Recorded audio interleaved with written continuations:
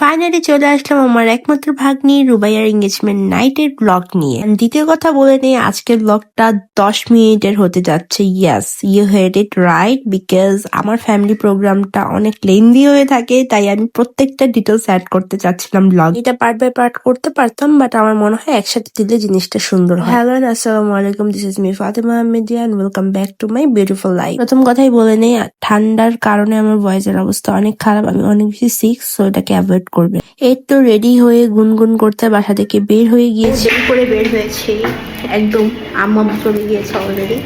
So আমি যাব ভাইয়ের সাথে বাইকে করে। দ্যাটস ওয়াই আমি পরে গিয়েছি, and আমি কিছু আফটার শ্যুটও করবো, দ্যাটস ওয়াই আমি যাইনি। সো এই যে এখন যাব বাইকে, তো ওখানে যেয়ে তোমাদের সাথে দেখা হচ্ছে। Look at my makeup, glow করছে আমার মেকআপ গ্লো করছে। সো যেহেতু আমি বাইকে বসবো, দ্যাটস ওয়াই আমি ফোনটা ব্যাগে রেখে দেবো, আর কোনো শ্যুট করবো। সো একদম ভেনিউতে যেয়ে শ্যুট করবো। ফোনে আজকে চার্জ দিতে পারিনি, এত শ্যুট করেছি, দ্যাটস ওয়াই ফোনটা আপাতত অফ রাখবো। তো এই যে আমরা ভেনিউতে চলে আসছি, আগে যেই আমি আমার পিচ্ছি ব্রাইডটাকে দেখতে আর চলে আসলাম। আসার লোকে অনেক সুন্দর লাগছিল, and I am getting emotional. আমার পিচ্ছি ভাগ্নিটার আজকে এঙ্গেজমেন্ট, আর এদিকে আমরা দুজন আলোচনা করছিলাম যে আমরা এই বয়সে খালা শাশুড়ি হয়ে গেলাম, ব্যাপারটা কেমন লাগে। এদিকে ওর সাথে আমরা অনেক বেশি মজা নিচ্ছিলাম। এখানে লামিসা মিসিং ছিল, এখনো আসেনি। যে আমরা খালারাই নিয়ে যাব, যেহেতু ওর কোনো সমবয়সী বোন নাই, তাই ওকে এখন নিয়ে যাব, ওকে আংটি পরানো হবে। এখানে আমরা কার যেন অপেক্ষা করছিলাম খুব গুরুতর ভাবে। তারপর ফাইনালি ওকে বসাতে নিয়ে গেলাম, যেখানে আংটি পরানো হবে। ভেনিউ ছিল লালবাগ কাছে ডিউলেক্স। বাসাতে অনেক রাশ হয়ে যায়, আমাদের আত্মীয় স্বজন অনেক বেশি। ছোট্ট একটা এঙ্গেজমেন্ট প্রোগ্রাম, বাট দেখে মনে হয় না কোনো বিয়ের প্রোগ্রাম। আসলে আব্বু, তারপর আব্বুর ভাই বোন, আব্বুর খালাতো ভাই বোন, কাজিনসদের মধ্যে এত বেশি মিল। তাদের দাওয়াত না দিলেও তারা আসবেই। তারাও আমাদের ছাড়া কোনো প্রোগ্রাম করে না, আমরাও তাদের ছাড়া প্রোগ্রাম করি না। তাই আমাদের সামান্য দাওয়াতও অনেক বেশি মানুষ হয়ে যায়, আমরা অনেক বেশি গ্যাদারিং হয়ে যাই, অ্যান্ড মনে হয় কি বড় কোনো প্রোগ্রাম। দ্যাটস ওয়াই তনু আপু, মানে আমার আপু, বাসায় না করে একটা ভেনিউ ডিসাইড করেছে। অ্যান্ড আসলেই আমরা ওখানে আরো বেশি মজা করেছি, কারণ বাসায় তো একটু গ্যাদারিং হয়ে যায়, দ্যাটস ওই ফানটা করা যায় না। এদিকে ছেলে পক্ষ থেকে ছেলের বোন নিয়ে আসছে। তো এই হচ্ছে আমাদের আজকে এঙ্গেজমেন্ট কাপল। সবাই মাশাআল্লাহ বলতে ভুলবেন না। কিছুক্ষণ কাপলদের ফটোশুট করে, এটা হচ্ছে ছেলের একমাত্র বোন, আর এটা হচ্ছে মেয়ের একমাত্র ভাই। দুজনেরই একমাত্র ভাই বোন, কি পারফেক্ট ম্যাচ, তাই না? চলে আসছে মেয়ের মা আর ছেলের মা, মানে আমার তনু আপু আর ছেলের মা। আপু তো মনে হয় মোস্ট ইয়াংগেস্ট শাশুড়ি ইন আওয়ার ফ্যামিলি। আমার কোনোভাবেই শাশুড়ি লাগছিল না, মনে হচ্ছিল মেয়ের বড় বোন। এই যে ফাইনালি আংটি পরানো হয়েছে। অনেকে বলবে ছেলের মা কেন আংটি পরাচ্ছে, দেখেন আমাদের ঢাকায় ফ্যামিলি গুলিতে এগুলোই মোস্ট অফ দ্য টাইম হয়ে থাকে। বড়রা এসে বড়রা আংটি পরিয়ে দেয়, দ্যাটস ওয়াই এই ব্যাপারে নো অফেন্ড। আমাদের রুবাইয়া তো অনেক বেশি খুশি আংটি পরানোর পর, আর সবাইকে বলছিল তালি বাজাও না কেন। তো এখানে একটু আমরা ভিডিও ক্লিপ নিয়ে নিচ্ছিলাম। তারপর এখন হবে কেক কাটিং। পিছে দেখে নেন, আমরা লাইন ধরে সবাই দেখছিলাম। এই দেখেন অবস্থা, দেখেন এই যে আমি, আমার বোন, ফুপ্পি, আরো অনেকেই ছিল। তো ফাইনালি হচ্ছে এখন কেক কাটিং। আর যদিও এখানে আমি সাউন্ড কমিয়ে দিয়েছি, বাট সাইড দিয়ে আমরা অনেক চিল্লাপাল্লা করছিলাম। তো এখানে একজন আরেকজনকে কেক খাইয়ে দিচ্ছিল। তারপর রুবাইয়া তার হবু শাশুড়িকে কেক খাইয়ে দিচ্ছিল, দেন ছেলে তার হবু শাশুড়িকে কেক খাইয়ে দিচ্ছিল। তারপর এইখানে এখন আমরা কেক খাওয়াখাওয়ি করছিলাম, সবাই খুব খুশি।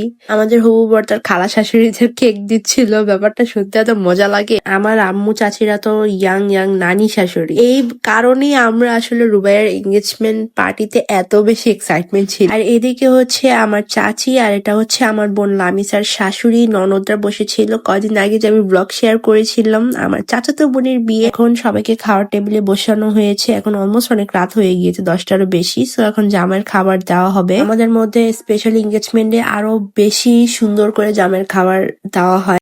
সো ভেন্যুতে দেখতেই পাচ্ছেন, যেহেতু এটা কাচ্চি ডিউলেক্স, এটার মধ্যে কাচ্চি আইটেমটা ছিল। এখানে আলাম 4টা মুরগি ছিল। এর মাঝে আমাদের বাসার 3 নিয়ে নিলাম। মিডলটা আমার বড় চাচি, তারপর মেজোটা আমার আম্মু, তারপর ছোট চাচি, সবার লাস্ট। শেষে এখানে দাবাদাবি লেগে গেল হাত ধোয়ার জন্য। এখানে ছোট ছোট 2টা শালাই ছিল, যেহেতু বরের কোনো শালি নেই, তাই আমার আম্মুরাই গিয়েছে, যেহেতু আম্মুরা ইয়াং নানি। আর এখানে খুব জামাইয়ের হাত নিয়ে কসলাকসলি হচ্ছিল, কি যে এখানে হচ্ছিল, লাইক জামাইয়ের হাতকে ভালো মতো ধুতেই আছে। ওই যে টাকা দেওয়া হবে হাত ধোয়ার। তারপর একের পর এক মানুষের শালি এতটা হয় না যতটা এই বরের এত নানি শাশুড়ি, সব নানি শাশুড়ির মামা শ্বশুর শাশুড়ি। ব্যাপারটা অনেক বেশি মজা। ছেলের বড় ভাই ছিল, তারও হাত ধোয়ানো হচ্ছিল, উনিও মজা করছিলেন যে আমারও হাত ধোয়াতে হবে। হাত ধোয়ার কারিকুলাম এখানে শেষ হলো আর অলমোস্ট গেস্ট যারা ছিল তাদের খাওয়া দাওয়া শেষ। আমার দুই দাদি, ছোট দাদু চলে গিয়েছে। আমার দাদুর পায়ে যেহেতু সমস্যা তাই পাটা উঠিয়ে রেখেছে। সবার শেষে আব্বুরা 4 ভাই বোন, তারপর 2 ভাইয়ের বউ এরা বসেছে। আমি আর মালিহা বসেছি। ছোট ফুপ্পি খেয়ে ফেলেছে, ছোট চাচিও খেয়ে ফেলেছে, কাজিনরা বাকিরা সবাই খেয়ে ফেলেছে, আমরাই একদম খাইনি, আমরাই শেষে বসলাম। এখানে বসে তো খুব মজা, সবাই অনেক বেশি আলোচনা করছিল, ফান করছিল। আব্বুরা বড় আব্বুর সাথে মজা নিচ্ছিল, বোন জামাইদের সাথে যে এরা কি মজা নেয় এটা দেখলে অনেক বেশি মজা লাগে। সো আগে বলে নেই, আমাদের মেনুতে ছিল কিন্তু বোরহানি আনলিমিটেড। তার কাচ্চি ডাইন ট্রাই করেছি, আরো অনেক ধরনের ফেমাস কাচ্চি প্লেস থেকে আমি খাবার ট্রাই করেছি, বাট কাচ্চি ডিলাক্সে কখনো যাওয়া হয়নি, যেহেতু লালবাগে ছিল তারপরও যাওয়া হয়নি। আজকে ফার্স্ট কাচ্চি ডিলাক্সের কাচ্চি ট্রাই করবো। কাচ্চি কিন্তু আমার ভীষণ ফেভারিট। এখানে প্লেটারে ছিল 2 piece mutton, 1 piece roast, 1 piece টিকা, একটা ছোট আলু। আর কাচ্চির রাইসের অ্যামাউন্টটা ভালোই ছিল, আমাদের জন্য তো অনেক বেশি, বিকজ আমরা এত রাইস খাই না। তার মধ্যে আমরা ছিলাম অনেক ক্ষুধার্ত, কারণ অনেক রাত হয়ে গিয়েছে। আর বুঝতেই পারছেন, প্রোগ্রামে দাঁড়িয়ে থাকা, এখান সেখান যাওয়া, আমার সাথে কথা বলা, এর মধ্যে আমাদের অনেক খাবারটা আমি যতটা ভেবেছি তার থেকে ভালো। আমি ফার্স্টে ভেবেছি হয়তো খাবার ভালো হবে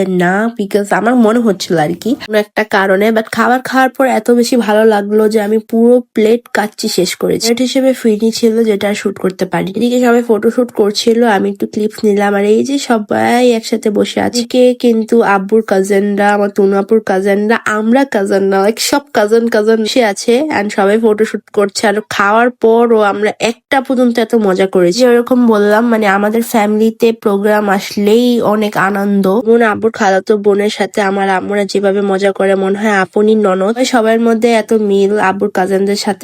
আব্বুর খালাতো বোনের ছেলের মেয়েদের সাথেও আমাদের অনেক বন্ডিং ভালো, কেউ বলবেই না যে আমরা আপন ফুফাতো ভাই বোন না। সাথে হলে আমরা অনেক বেশি মজা করি, আপুর সাথে অনেক বেশি মজা করি, আপু আমাদের সাথে মজা করে। ফ্যামিলির মধ্যে লাইক প্রোগ্রাম হোক বা না হোক, বা আমাদের মধ্যে বন্ডিং অনেক ভালো। যত যাই হয়ে যাক, প্রোগ্রামের মধ্যে সবাই একত্রিত হয়ে অনেক বেশি মজা করি। সো বড়রা সব চলে গিয়েছে আর আমরা প্ল্যান করেছি রাতের বেলা যাবো আমরা বাইক রাইডে। এদিকে আমরা যে কথাগুলি বলছি সেগুলা আমি এখানে দিতে পারবো না, তাহলে আমাদের মানিজ্যত থাকবে না। কারণ আমরা যে কি বলি, আমাদের কথা শুনলে বলবেন এরা কি মানুষ নাকি প্রতিবন্ধী নাকি পাগল। লাইক আমরা যে বলি কোনো ঠিক নেই। তো এখানে আমরা ওয়েট করছিলাম, ছেলেরা বাইক সবকিছু রেডি করছিল। এখানে রুবাইয়ার, এখানে আমার তুনু আপুর ফুফাতো বোনের মেয়ে আর আমার ভাগ্নির খালতো বোন হয় আশির হাজবেন্ড আমাদের সাথে বাইক রাইডে যাবে। বললাম না, আমাদের মধ্যে মানে সম্পর্ক যে অনেক দূরের আত্মীয় হোক না কেন, আমাদের মধ্যে বন্ডিং সবার অনেক ভালো। একত্রিত হলে সবাই নিয়ে আমরা মজা করি, এই তো একটা ফান। যেই হোক না কেন, আত্মীয় দূরের হোক কাছের হোক, কাউকে ফেলে আমরা কোনো প্রোগ্রাম করি দেখলে বুঝবেনই না আমাদের আত্মীয়তা, মানে তারা আমাদের কাছের আত্মীয় না দূরের আত্মীয় না কেমন আত্মীয়, সবাই অনেক কনফিউজড হয়ে যায়।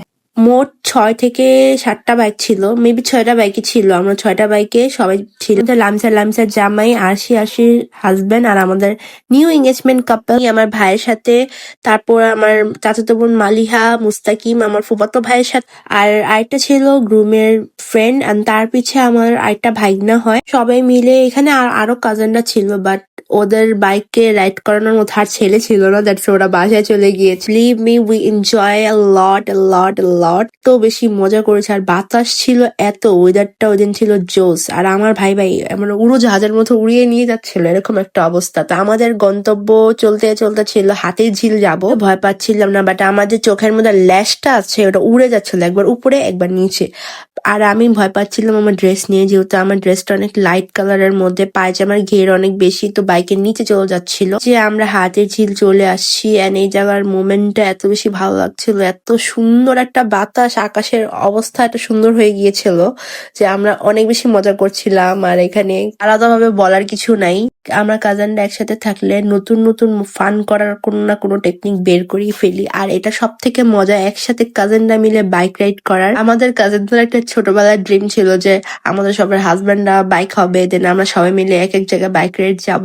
যদিও আমাদের এখানে সবার হাজবেন্ড নাই, তারপরও ওয়ান কাইন্ড অফ একটা ড্রিম ফুলফিল হয়েছে। সো আমরা অনেক বেশি ফান করেছি। সো রাত 2টার মধ্যে আমরা এই চত্বরের এখানে দাঁড়িয়েছি, রোড একদম খালি, আমরা আবার ব্যাক করছিলাম। তো এখানে দাঁড়িয়ে কিছুক্ষণ ফটোশুট করলাম, উদয় একটু চিল করলাম। পাচ্ছেন সবাই এখানে খালি রোডের মধ্যে যে যেভাবে পারছে শুট করছে। এখানে রোডে কিছু মানুষও ছিল, সো আমিও সুন্দর একটা ক্লিপ নিয়ে নিলাম।